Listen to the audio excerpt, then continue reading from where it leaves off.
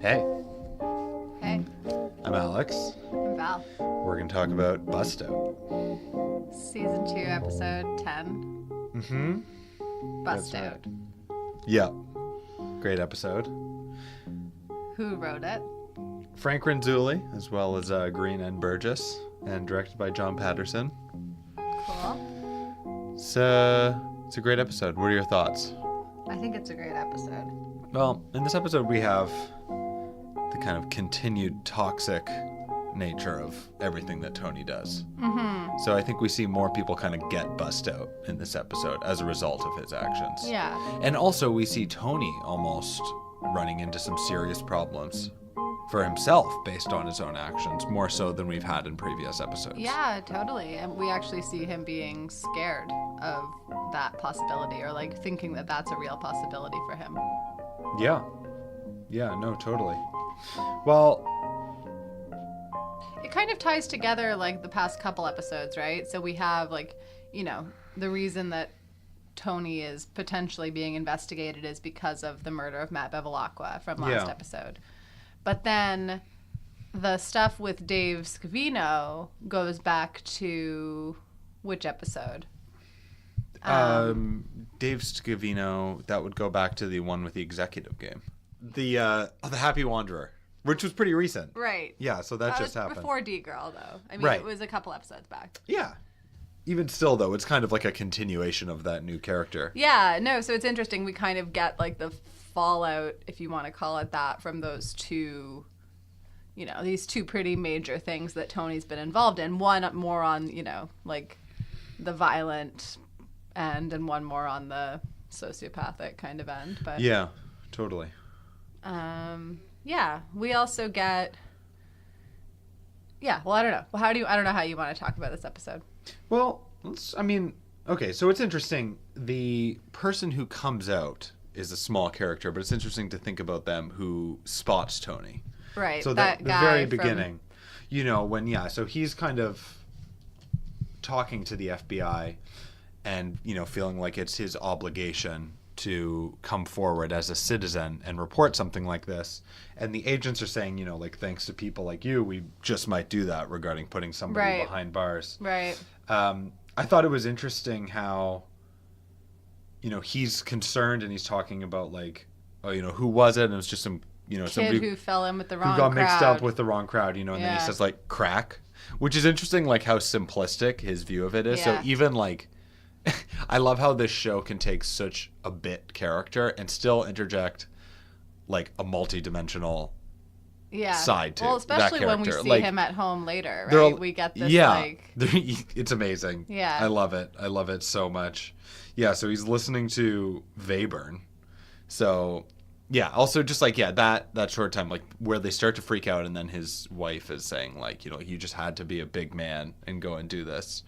But it's such incredible choice of music to have this, like Webern often like would use like very kind of quiet dynamics, and there's this kind of like quiet intensity to the music. Yeah. And also just this insanity of two characters who are just sitting at home, he's reading his like, I wrote it down, but anywhere, like his Anarchy Utopia book, listening to Webern, like they're so far removed from the world of Sopranos. There's this kind of like pretension to them. Yeah, she's reading like the New York Times or whatever. Yeah, drinking their wine. Yeah. Yeah, and then there's a guitar. It all comes crashing down, right? Mm-hmm. And then, I love how so I got it. He was reading Anarchy, State, and Utopia, and they were listening to Variations for Piano, Opus 27. But I love how, they're listening to Webern, Variations for Piano, Opus 27, reading Anarchy, State, and Utopia together, not even talking. And then as soon as it comes out about the fact that they're gangsters, he's like lying cocksuckers about the agents. And it's like, as soon as, again, anybody's brought into the orbit of the mobsters, they're like different people. They're brought down to the level. Right. So that's very unlike him, to be calling the agents lying cocksuckers because they didn't, imply that they were with the mafia. Right. But there's this aspect of like panic, and also like that kind of like heroic nature that he had, and that willingness to do something noble for the common good evaporates immediately. Yeah, well, the system that the Sopranos live within doesn't allow for that. It doesn't allow for anything to be kind of like without reward kind of thing, right? Like, it doesn't allow for that kind of like from your heart, you know, like for the greater good kind of attitudes. It's always like who makes the bigger dollar. Yeah. And, you know, there's no room for that. Yeah. No, totally. So it's interesting for me, like, how Tony gets close to facing real repercussions for his actions, but he doesn't. You know, so even like the way that he talks about it with Melfi, you know, he's talking about going away for something I didn't do, which is interesting because he clearly did this thing. We just saw him do this thing. Yeah. And yet, even in his most private moments, he can't accept that it's something that he did. So it's understandable that he would offload this to protect himself in the name of the law, but we feel like psychologically he has this characteristic of avoidance, to not take any ownership for anything. Well, in some ways, and it's kind of a strange comparison maybe, but like it's like AJ with his swim meet. Like, they keep being like, he was like, I would have got second place if I hadn't slipped my foot, and then Carmela just focuses on like, he almost, like, you missed him almost get second place or whatever. It is this, like, you're not able to take ownership for things that aren't, I don't know, this, like, strong man kind of image that you have of yourself. I don't know. Yeah. I thought that was really interesting, the swim meet in general, too. Like, you know, Carmela saying to him, it couldn't have been more important than letting your son know you care about him. Yeah. When he wasn't there. And that's really interesting to me because that was theoretically Tony's feelings. Like, earlier in the episode, as things are closing in on him, theoretically he wants to engage with AJ and do things with him. But he doesn't. He forgets about it and then, like, takes it out angrily against Carmela. Yeah. So that was actually a good opportunity, something that did matter to AJ, that he was engaged in, that was very easy for Tony to go to, but he didn't do it and didn't care. When he had the idea to go fishing, note all the water. There's a lot of water. There's a lot of water. And, you know, we can talk about those as things, you know, come up. But it's really interesting. And that's something that's been associated with the eternal and the afterlife already, with water directly, with bridges, all sorts of things. But I think that that's a big part of this episode. And there's other imagery, too. The orange juice is coming in a lot. I think that, for me, a main theme of this episode was Tony is confronted with more eternal questions, and how does he respond to it? Right. So he's confronted with his mortality, or maybe his mortality as a free person who can live the life that he lives right now. Right. And what does he do about it? And I feel like the answer is very bleak. He basically just keeps on doing the same things, and it's a very cursory intent to do anything meaningful. Right. And theoretically, you know, he wants to engage with AJ, but he really doesn't. And actually, he takes it out on him when he's going to the mall, when he just kind of springs it on him. And I think it is like this pivotal moment for AJ too. You know, Melfi calls it this bittersweet period, you know, where you're sad to be losing them, but you're happy that they're turning into adults. And he's just like watching it fade away. Even compared to the first season, you know, like when he went to go play with AJ and he was playing a game and he was playing like Mario Kart. Yeah. And now he's playing this like more like grown up, refined racing game. Yeah. No, I even feel like that was related. Like there's a process of aging and time passing from the beginning of this show. And it's getting away from him. No, that's a good point. Yeah. Yeah, we don't, I mean, and this episode spans like a relatively long time too. Like, we have some episodes that take place over the course of like a day kind of thing. And this one seems to like span over quite a bit of time too. So I think we're like kind of aware of that. Yeah. The passage of time for characters and like different things happening on different days. Totally. Kind of with like following this process. Yeah. Too. No, definitely. Yeah, it's hard to know how long everything took in this episode. Going back to with AJ, like in that kind of like string of events that happened, it was interesting actually. They had the scene with Carmela saying it couldn't have been more important than letting your son know you care about him. Then that kind of wraps up. Carmela runs upstairs. Right. Then they kind of like, once they kind of frame the scene, there's a shot of the house. Yeah. Again, with nature. There's a lot of nature. It's kind of, like these like eternal things. So yeah. So they show the house at night, and then actually Meadow comes down to get orange juice. Yeah. Which is associated with death. She's coming in from something. Being on a chat room. Being in the chat room. No, she was coming home from something. Oh, she was outside. Yeah, she came in. Oh, she was going to the chat room. Yeah. Oh, well, okay. as you know, when you come home from a night with your friends and you're in high school, you go on ICQ. Then you have to go on ICQ after. Yeah, exactly. What year are we in? In like the year 2000, what are we at? MSN Messenger? I think that probably. But she probably had like AOL ICQ. Or something. Right. What a great time. Yeah. How do you feel about actually the very end with Tony and AJ on the boat? I'll come to that in a second. I wanted to comment on, you were talking about that shot of the house. Yeah. They do two of them. So usually like in like a normal sitcom. Yeah. Those kind of shots of like a house before you jump into a scene, those are used to like set a place. Like they like tell you you're in a new place. But when that was used, and it was used twice this episode, it went from a scene that was in the house to another scene in the house. Right. And just like the like outside shot of the house showing the time of day. Right. Like that's what like I was saying, like with like the passage of time stuff, like it made me feel very aware of that. Yeah. But also like it was a little bit off-putting because you think that you're going to be placed like when a scene in the house ends, you think you're going to go to a scene that's not in the Soprano house. Right. But then you like jump right back into that with Meadow coming home. Right. So I just thought that was interesting. Yeah. Really, really interesting for sure. Well, yeah. Yeah. No, definitely. Yeah. So, okay, so what do you think about Tony and AJ in the last scene and Stugatz? I don't know. I don't like read too much into it. Like it was pretty like any meaning that I'm going to derive from it was like pretty hitting you in the face. Yeah, maybe. I mean, I think it does play into it was a pretty strong scene. Yeah, but I mean, I think there's a statement from it. Mm-hmm. And and I think that like related to what are the repercussions for Tony when he does something bad or he almost gets caught, and the show starts to examine nothing. In fact, he's almost like rewarded from those lines of things. Yeah. So when he takes it out on other people, it constantly like does well for him. The bust out for Davey, which completely ruins his life. He's benefiting and profiting off of that. Yeah. In the end of this, when he's with AJ, like, what are the lessons that he teaches AJ at the end? So when he finally does spend time with them, they're kind of like there in the boat, and he's kind of like playing around with him about not letting him guide the boat, saying that, like you need to plan.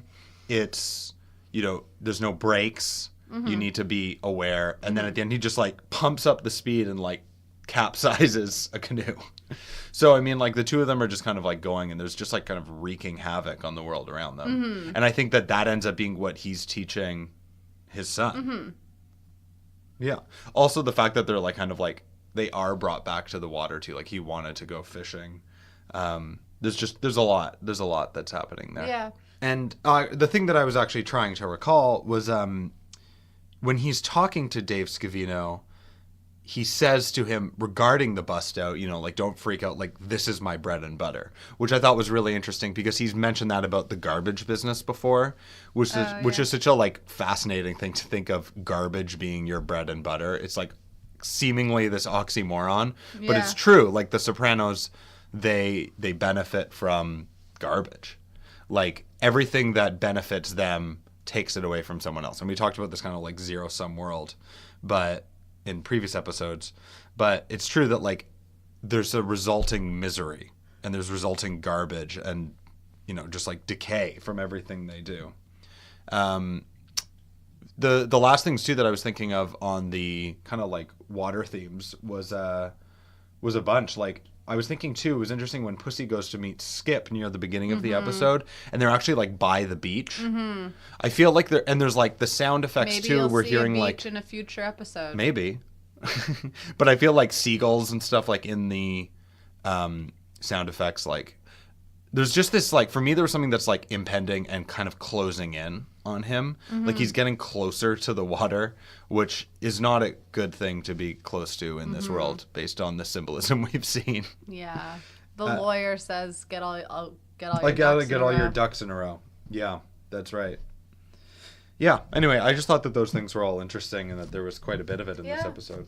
No, for sure. Also, yeah, I mean, Tony by the pool, and actually it was interesting when he's playing with AJ near the beginning of the episode, and he's told, there's a man here to see you, and then the camera actually, like, he's playing kind of like carefree with AJ, but then the camera spins around him like we've talked about in college and other episodes, and it actually ends up on, like, the shady side of his face before he goes to talk to Agent Harris and the agents in the house. Right.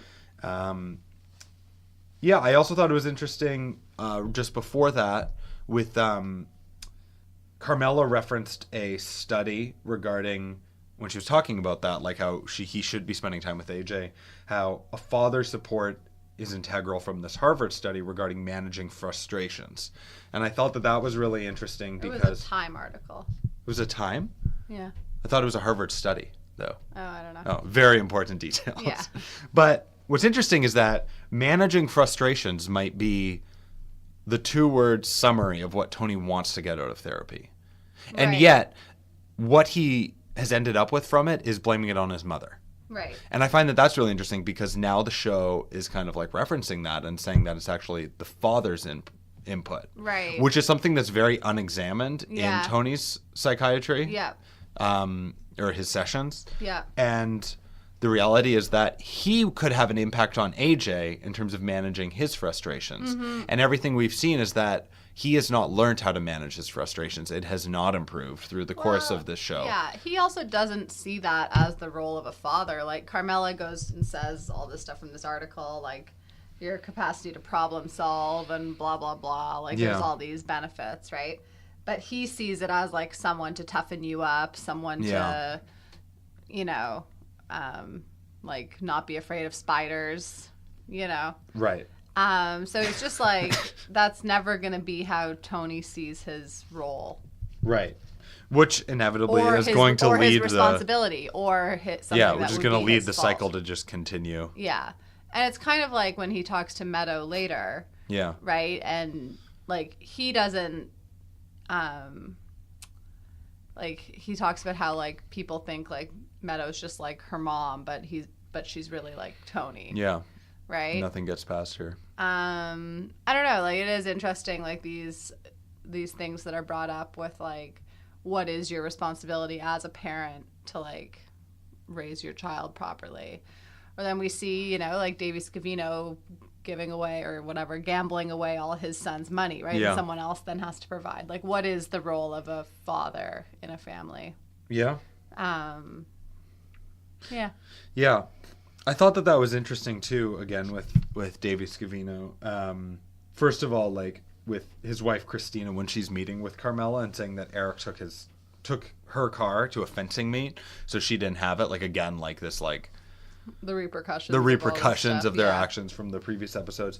But then also, like, in The Happy Wanderer, we talked about Eric and his merits, right? Mm-hmm. And then the inevitable outcome for him based on the way everything happens compared to Meadow, and it's not really fair, and that the justice doesn't really exist because he's affected so much more heavily. But again, in this, like, the fact that Eric gets into Georgetown and we hear that Meadow doesn't, she's waitlisted, and actually doesn't bring it up to Livia. Yeah. That's interesting. You know, like, there's something about, like, Eric has done something that Meadow hasn't, and yet he's kind of so fucked by everything that the Sopranos have done, and yet Meadow is so far ahead.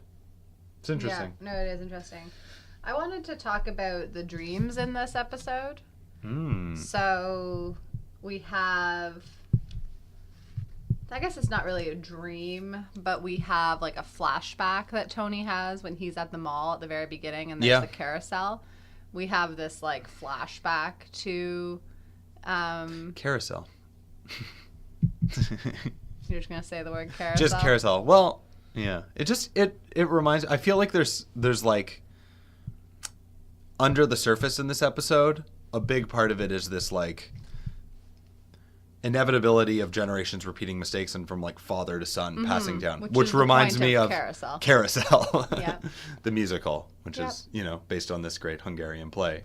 But anyway, there was just some other things. The last song too, actually, I was thinking about when we were talking about some of these things. Journey song. It was a Journey song. Well, this like what was it? It was the circle in the Wheel. sky, the wheel in the sky.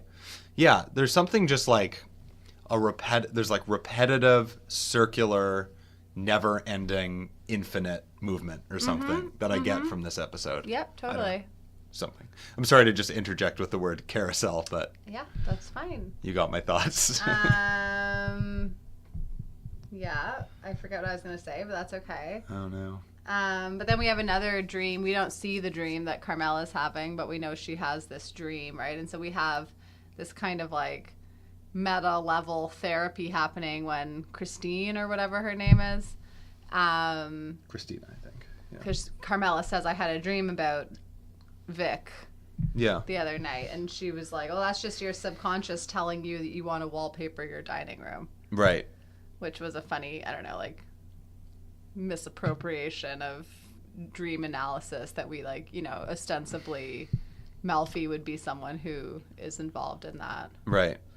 And obviously the dream was probably more complicated or at least more sexy than about wallpaper. So Seems it. yeah. Probably. Yeah. Yeah. Well, what about Vic Musto? What do you think about him as a character? I like it. It kind of like, again, it's these like widening circles, right? So like it shows the impact on people who are like further and further away from like ground zero, I guess, but like the ripples are still felt further and further away. And so I don't like think too much of him as a character, but it expands Carmela as a character too. Yeah. To deal with adultery, right? Yeah. Especially because like talking about form too in the last episode where we Yeah. said it was kind of like this dovetail or something. It was like this like ellipsis where the show is, so abruptly ended, and then it just kind of starts with the music. But it's funny because adultery was such a main theme of the last episode, and it's left with those questions. Yeah. And then Carmela is engaging with those things in a rather kind of like unexpected way. Yeah, no, totally. I liked how Vic Musto, when he was introducing himself, talked about being state certified but still dangerous.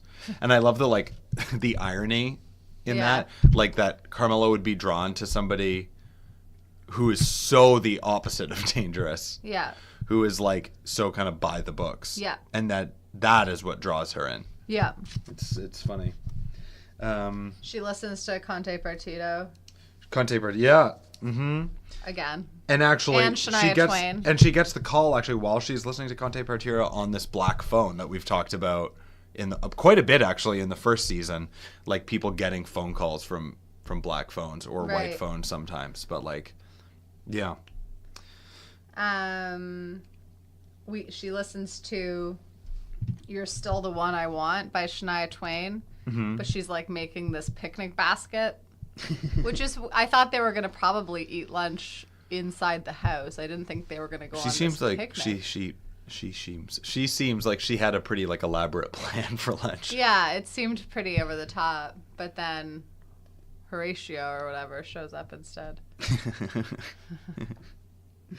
Or Jorge, what was his name? Oh, Ramon, I thought. Ramon. I don't know. Oh, dear. Yeah, that's okay. I think we'll be okay without his name. What about, I thought there was a scene that really stuck with me from previous viewings, which is all the scenes in the room of the bathroom where Carmela and Vic. The jail bathroom. Yeah. So like the composition is so vertical, like linear vertical. And it really kind of reminds me of jail. And there's something about it like in an episode that's really dealing with Tony being afraid about going away, going to jail. Both him and Carmela end up in that room, and for me it feels like a prison. So I feel like Carmela's in a prison. Like even if she gets together with Vic, she will always be imprisoned by being a member of that family. And really it's not something that's safe or plausible to do. And so she's kind of trapped by her role in that household and in that family. So it's not going to happen. And then also the kind of double play of it, Tony, when he's in that room after he finds out that he's safe, for me, he's still in prison. Totally. He still always has to be looking over his shoulder. The next thing yeah. could always be coming. And really, like, he is his own worst enemy. Yeah. The cliche that gets stated. And all the issues that have been plaguing him are going to continue to plague him regardless of this. Yeah. I thought that was interesting, like, in terms of that line, like, being his own worst enemy. Excuse me. The scene that is in Melfi's office, or the two scenes that we have in Melfi's office are really interesting. Like, the way that she's acting now is pretty troubling. Like, we see her kind of be angry with Tony, or, like, she's not really acting in her role as a therapist. She's changing. Like, at one, I forget exactly how it's all precipitated, but, you know, she kind of catches herself going off script, kind of, you know, like, not taking, he says something about her role, like, as a therapist. Yeah. And she comes back and, like, asks some kind of a cursory question, like, how does that make you feel when you're thinking about that, right? Yeah. But she says it with this kind of, like, disdain. It's not in a therapeutic way. Like, it's kind of just, like, she's angry. Yeah. So I thought that those scenes were interesting. And she also, like, when she gets scared and she kind of, like, closes up into that, like, girly persona, you know? I don't know. There's interesting stuff happening with Melfi this season. I don't think I really, like, paid too much attention to her in past viewings during this season. There's a lot of complexity to her as a character. Yeah. Yeah. What about Janice? So great. I always remember that scene with Janice. It's pretty weird. I guess that's what they're into. I guess. Yeah, who knows? With Livia just upstairs. I know. This is pretty strange. It's really something. But yeah, her saying you're the best and then transforming into you're the boss, transforming into it should be you. Yeah. That is so manipulative. Yeah. No, it's pretty. That is so manipulative. And he doesn't like that, right? Like, he doesn't like that she's, like, he sees it as this is something that she wants, right? Like, and it is. And it is. Yeah. But he's also stuck within this model, right? Like, we see him going to different people. Like, he's going to Junior now to try to, you know, gain more power. He's kind of stuck. He's not really able to gain more power. Yeah. In the system where Tony's in charge. Right? I thought it was interesting, too. Janice quoted Sun Tzu, which is something that Tony's talked about, saying, be swift as a hare. Yeah. But yeah, you know, Janice is more and more, as the season has gone on, a player, right? When she shows up, she's this kind of hippie character, or, you know, seemingly this kind of, like, removed hippie character, kind of like the in-between of, like, Tony and the other sister, you know, just, like, not... She's maybe more connected than Barbara, but she's really kind of, like, removed herself from the world and comes back and has, like, a different personality. But it turns out that she actually really, at her core, does that. Yeah. Yeah, interesting. So, for me, there was a lot of interesting things with Davy and the family, and I thought the Ramlosa was really interesting. Right. The drink. Right. That the water. is, purchased through the bust out. And then, you know, the scene of Christina and Carmela. It's really interesting. At New Vesuvio. Yeah, when they're talking at Vesuvio, and Christina tells Carmela how the business is in her name, so he can't gamble it away. And yet then, almost immediately after, she starts pouring the Ramlosa and then ingesting it, which is really kind of this, like, insidious way that she can't avoid her husband because it's been taken advantage of by the Sopranos. Yeah.